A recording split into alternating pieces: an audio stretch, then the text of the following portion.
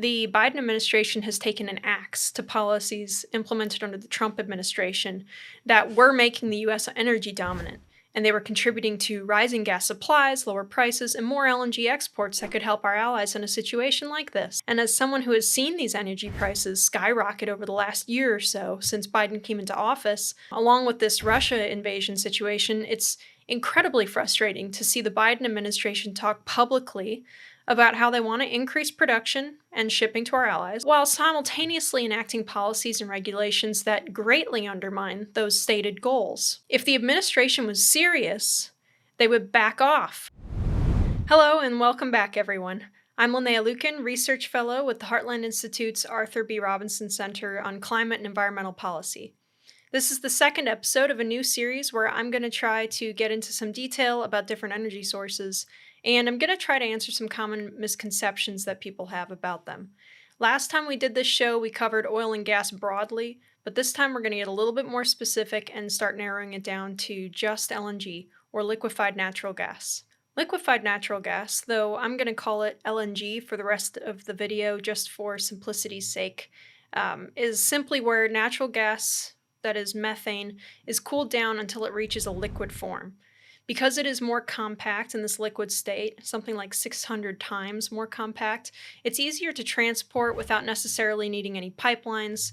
You can instead use tanker ships, trucks, special train cars, things like that. The LNG is then able to get to locations that maybe don't have pipeline infrastructure in place. So this would include remote areas, those that have banned or significantly hamper the construction of new pipelines, such as parts of the eastern United States. This fuel is then used for electricity, industrial fuels, home and business heating, vehicle fuel, stoves, other household appliances, everything that you know natural gas to be used for. Liquefaction of natural gas was first done by a British chemist by the name of Michael Faraday.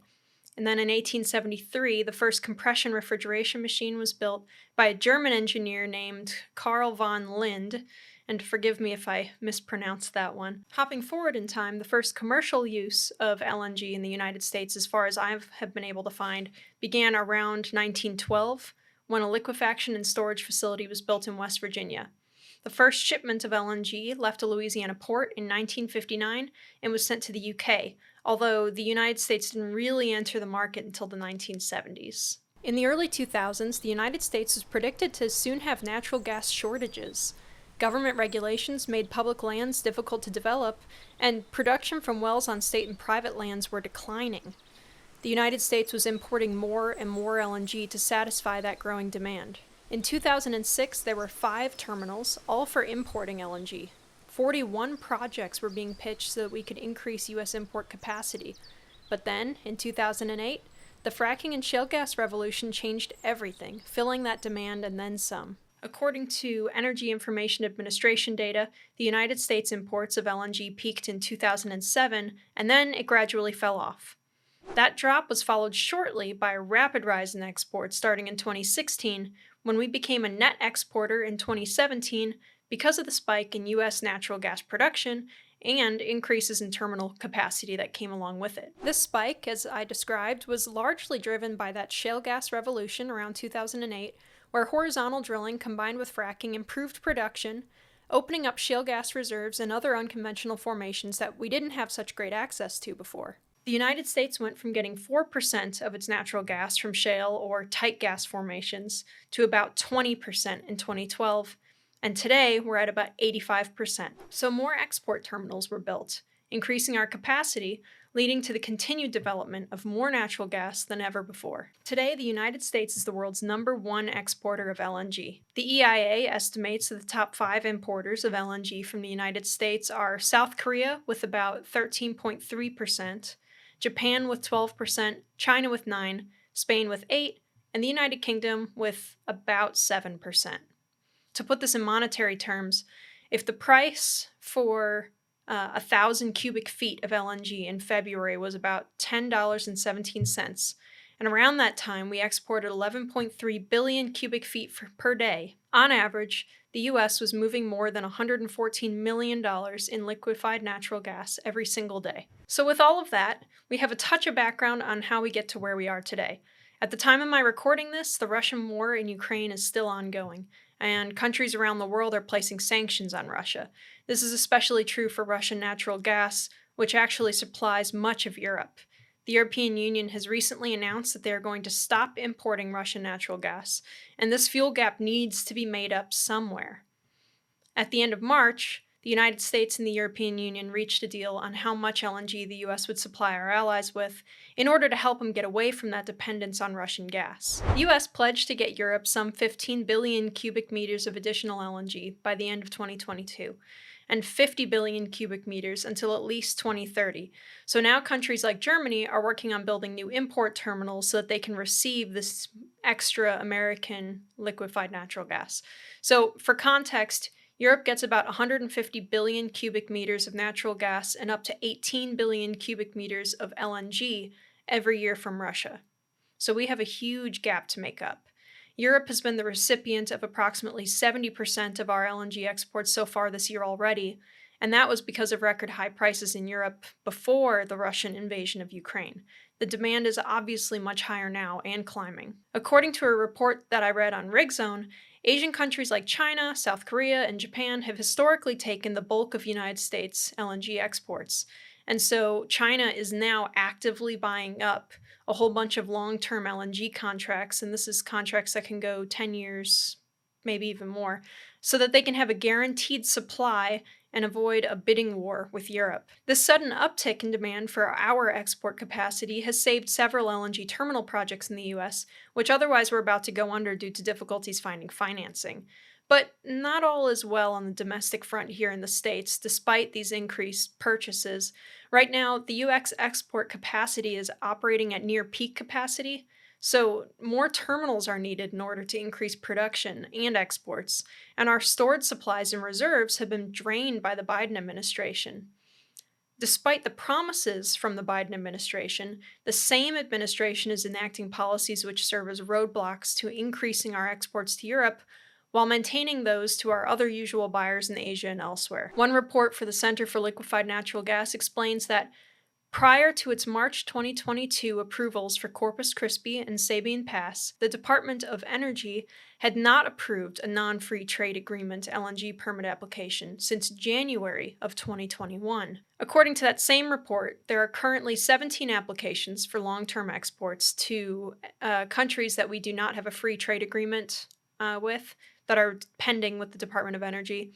There are 14 projects waiting for FERC approval, FERC being the Federal Energy Regulatory Commission. 4 applications are ready for immediate Department of Energy action. And they explain that in this report, all in all, 3.55 billion cubic feet per day in capacity is waiting for regulatory approval at the time that it was written.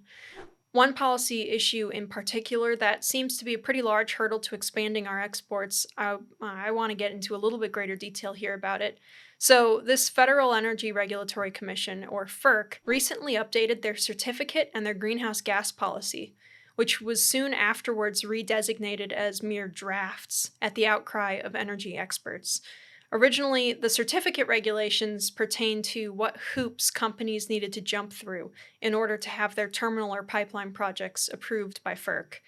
The greenhouse gas policy is just what it sounds like: new standards for maximum allowable energy emissions of gases like carbon dioxide and especially methane. The new standards that they have written that are now in draft form, although they were intending to pass them originally, are far more strict than previous ones and ask companies to thoroughly report emissions related to their operations. They set a CO2 emissions threshold at the arbitrarily selected 100,000 tons per year. At this level or above, a company would be required to complete an extra environmental impact statement, which greatly increases the cost of a project and how long it takes to complete. So, for reference at how insanely small this value is, FERC themselves have said that a 1 million ton per year threshold would cover 98% of natural gas projects adequately, and yet they wanted to set it at 100,000 tons per year. The main points of contention are that the policies are capricious and arbitrary, and that they destroy the permit approval benchmarks that the industry has been working under for decades now. And even if the new steps are completed and paid for correctly, FERC can still deny the permit at any stage. It also oversteps and ignores the Natural Gas Act, which demands that there's good infrastructure and reasonable prices for energy. In a policy comments document compiled by the Natural Gas Supply Association and the Center for Liquefied Natural Gas, the industry advocates say, quote, project developers need consistency and certainty in how the Commission will regulate greenhouse gas emissions. Yet the Commission's draft greenhouse gas policy statement leaves industry with more questions than answers. They go on to explain that FERC is overstepping its charter by requiring industry to account for and mitigate indirect upstream and downstream emissions. Most of these emissions are totally outside of the LNG company's control, like emissions from someone using the gas as fuel later down the line. They're asking them to account for these emissions and consider them as part of the company's emissions impact. In the words of the FERC draft, they encourage project sponsors to propose measures to mitigate the reasonably foreseeable upstream or downstream emissions associated with their projects. Additionally, they reminded FERC that they're supposed to take costs into account, because mitigation costs will ultimately be passed on to shippers and end users. The Commission must be cognizant of the rate impact of such mitigation. So these shipping companies need some kind of consistent certainty about how much it's going to cost to do their job. Otherwise, they can't do it. FERC did not do a substantial economic analysis. They seem to have randomly levied their fantasies about emissions reductions without really considering the full cost to those involved. The draft does not provide any kind of clear path to project approval, and so the companies this will impact are worried that they're not going to be able to get financing to start new projects like other terminals and pipelines because of this uncertainty. So FERC, under President Biden, is making it difficult for companies to ramp up terminal projects to aid our allies. I mean, sure, it may take a few years for some of those projects to get finished to the point where they're making deliveries, but there are projects underway right now that could come online in the meantime. And despite those blockades, though, there's a set of new export liquefaction facilities that just opened up at Co2, probably not pronouncing that right, but I tried my best, pass, which is a terminal in Louisiana, and it's been working hard to keep up with the supply to Europe. Nevertheless, we need to plan and approve more carrying capacity so that the production can ramp up to supply the amount of gas we need in the future. Additionally, the Biden administration has taken an axe to policies implemented under the Trump administration that were making the U.S. energy dominant, and they were contributing to rising gas supplies, lower prices, and more LNG exports that could help our allies in a situation like this. Each LNG terminal facility has multiple transportation outlets, most of which are rail, marine vessels, or tankers, or pipelines. The Biden administration is obviously hostile towards building pipelines, having withdrawn and delayed permits for several pipeline projects that were previously approved under Trump, so that's one avenue for natural gas delivery gone. Biden is also trying to make LNG transport by rail more difficult or outright illegal, which he did with Executive Order 13990, which undoes a Trump policy which approved special, safe rail cars designed for the purpose of transporting LNG specifically that wouldn't have needed any kind of special permitting because they were already pre-approved, which would greatly streamline the approval process. The effect of these policies is that there's horrid uncertainty in the LNG industry, which makes it tough for companies to design projects and make updates to existing infrastructure or get loans or investments or whatever they need to pay for it. In the end, as a consumer and as someone who has seen these energy prices skyrocket over the last year or so since Biden came into office, along with this Russia invasion situation, it's incredibly frustrating to see the Biden administration talk publicly about how they want to increase production and shipping to our allies, which, great, but while simultaneously enacting policies and regulations that greatly undermine those stated goals. If the administration was serious,